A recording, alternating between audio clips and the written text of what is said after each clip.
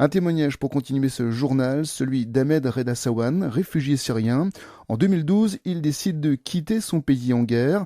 Un an après le début de ce qu'il appelle la révolution, ce professeur de français à l'université d'Alep laisse tout derrière lui et le périple lui coûte cher, 1 000 $ pour traverser le pays, direction la Turquie. Il y reste 2 ans pendant lesquels il travaille pour Médecins sans frontières. Il arrive finalement en France et il obtient un logement grâce à des amis de Dijon.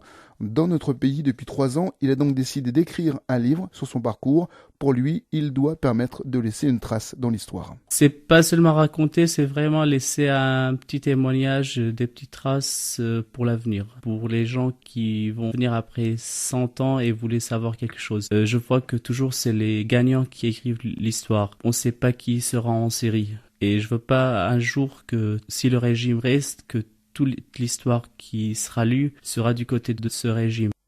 Et pour Ahmed Reda Sawan, ce livre doit permettre de passer des chiffres aux êtres humains.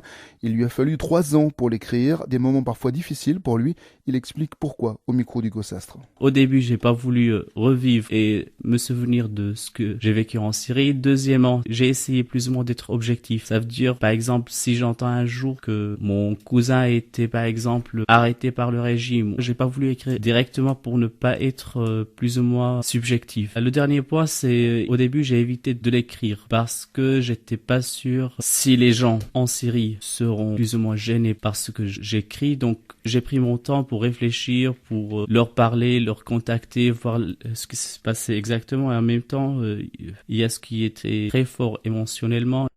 Et aujourd'hui, Ahmed Reda Sawan est à la recherche d'un éditeur pour publier son livre.